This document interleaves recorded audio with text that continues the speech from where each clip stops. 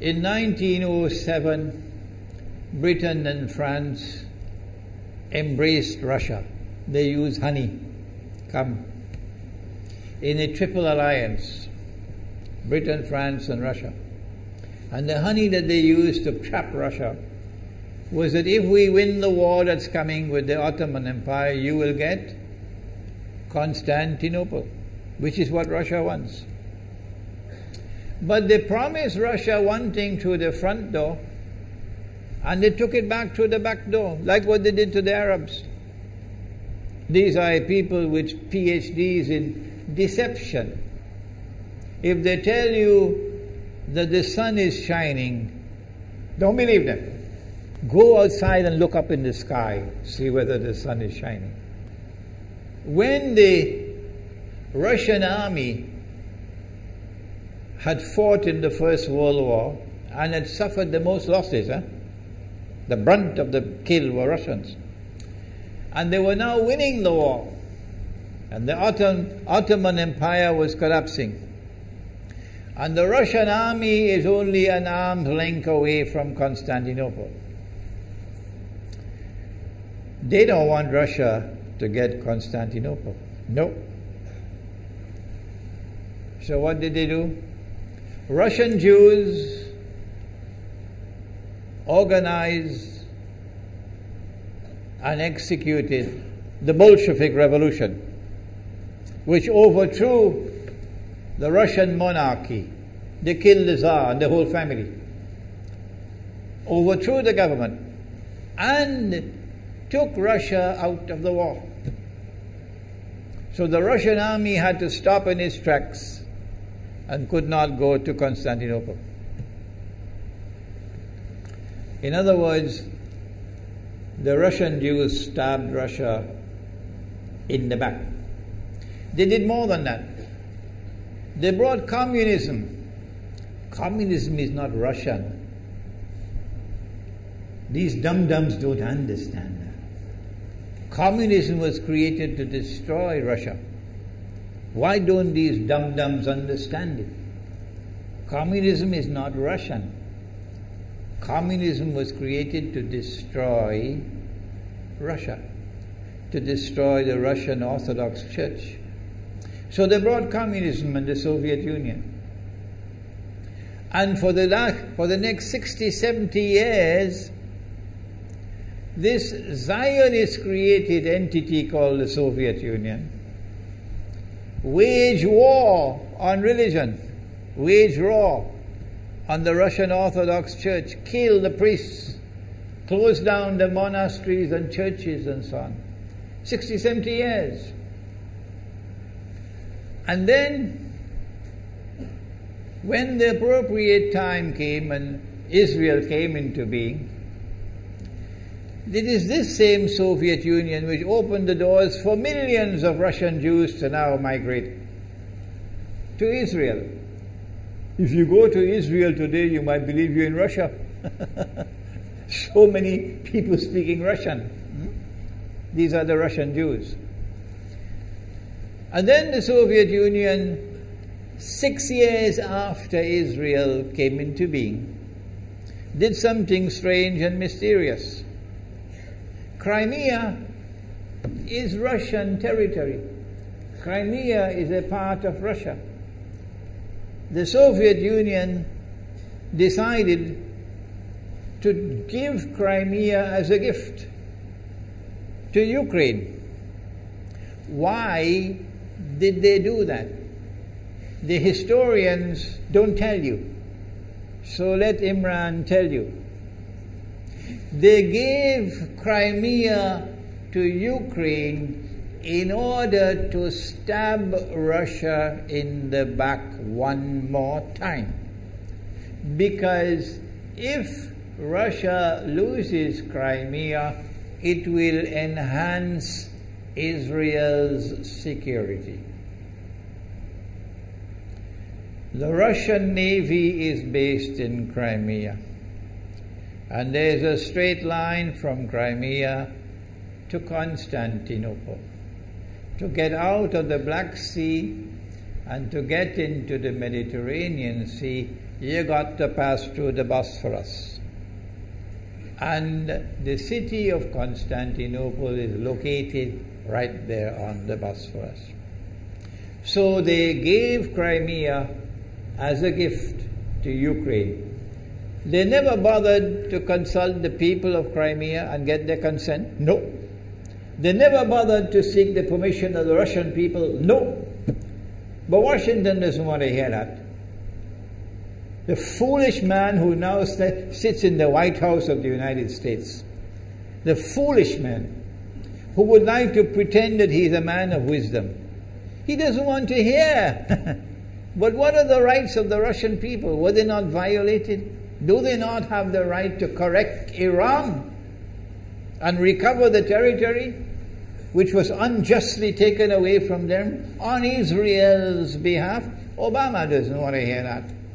It's inconvenient for them.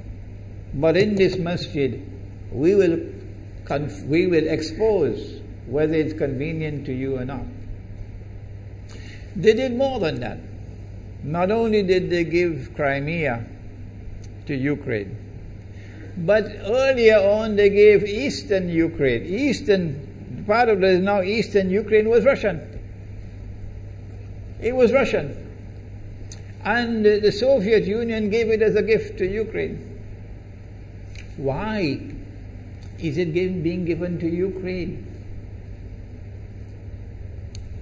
Answer is that when the proper moment comes, the same people who brought the Soviet Union into being now have a method by which they can cause it to collapse. The method that they're using now in Venezuela, popular demonstrations, they did it in Egypt, they did it in Tunisia, they are masters of that. They did it with the Soviet Union. I used to think that the Soviet Union collapsed because of Allah's kindness. But I was wrong.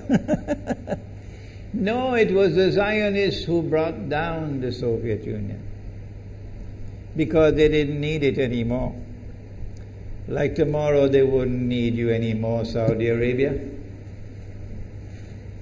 And they wouldn't need you anymore, Islamabad. When will you understand that? They'll just throw you to the dogs. You served them long enough. So they brought down the Soviet Union. Why? So that Ukraine might emerge as an independent state. That's danger for Russia. They prepared the way. And now Ukraine emerges as an independent state. So the rope is around Russia's neck now. And from that day, when the Soviet Union collapsed, until yesterday, the relationship between Russia and Ukraine was always problematic. But the people of Ukraine still had the good sense and wisdom to appoint a government that was pro-Russian. The Zionists decided it's time for us to use our, the street demonstrations. And last October, November, December, the world witnessed Caracas all over again. And eventually, the Zionists got what they wanted. You have the money, and you can send in your special people, snipers who will kill, and so on, throw petrol bombs and so on. And eventually they got what they wanted. They created enough havoc. May Allah protect Malaysia from that. Ameen. Ameen. And the president of Ukraine fled. He's a democratically elected according to your method, Mr. Obama, according to your system. He's a legally elected president of Ukraine. And he had to flee. And these hypocrites in Washington and London and Paris who would like us to believe that they are honorable men. They are not. Instead of standing on the side of the legally appointed president and demanding the rule of law, they all showed their colors as hypocrites in immediately recognizing the new government in Ukraine. The new government in Ukraine is anti-Russian. That's what they wanted. That's why they brought down the Soviet Union, to bring in a Ukraine into being as independent state, and then to eventually get an anti-Russian government in Ukraine. If by Allah's kindness Putin had not intervened and been so spectacularly successful, this is what the plan would have been. The new government in Ukraine would have joined NATO, and Russia could not stop it. And when the new government in Ukraine joined NATO, NATO will then send its armed forces into Ukraine. It could include nuclear weapons. Then Ukraine will pick a fight with Russia and decide that Russia must now vacate Crimea. Shut down your naval base. The rope is now tightened around your neck. Russia has to put its tail between its legs and withdraw its fleet, Black Sea Fleet, from Crimea.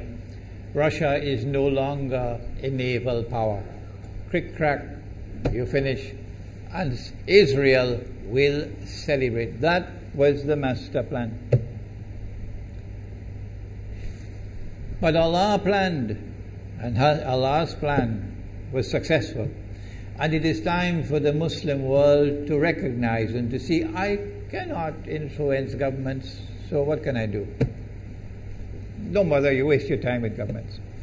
But the people can understand that this was Allah's plan.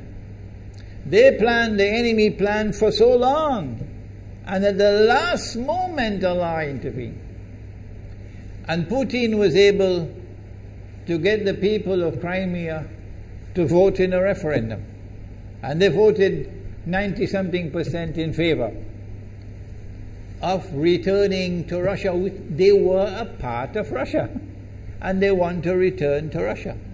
So Putin was successful in delivering to the Zionist movement the first defeat it has ever suffered, significant defeat, in the more than 100 years since the Zionist movement was established. If that is not a sign from Allah, it's time for you to wake up.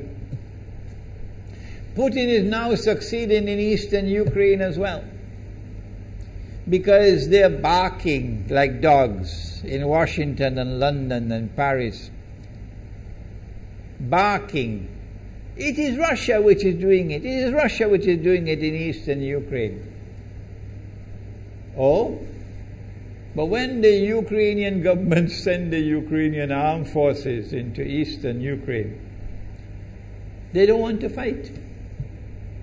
They say, we will not fight our own people. They refuse to fight. So the only way that the government of Ukraine could now stamp down the insurrection, the popular resistance in eastern Ukraine, is by calling on Washington, come and send your Marines. And then what will Putin do? The Russian armed forces are amassed on the Ukrainian border. So the Ukrainian soldiers are refusing to fight their own people for two reasons. Number one, why should we do your dirty work for you? We're not going to fight our own people. That's not what soldiers are for. And number two, if we make the mistake of using guns on these Russian-speaking Ukrainians, what will the Russian army do to us tomorrow? And they have already said, Putin has already said, we are going to intervene to defend our people. He's already said it plainly. The writing is on the wall. Putin has won a victory in Crimea. Whether governments like it or not, whether governments vote this way or that way, is now irrelevant, because we all know that they have to vote where the butter is. Putin is on his road to a second victory in Ukraine. And they can't take defeat after defeat. So the writing is on the wall. Exactly as Nabi Muhammad alayhi salatu wasalam has said, that we are now moving towards the Malhama. How long will it take? I don't know, and you don't know. But the Malhama is coming.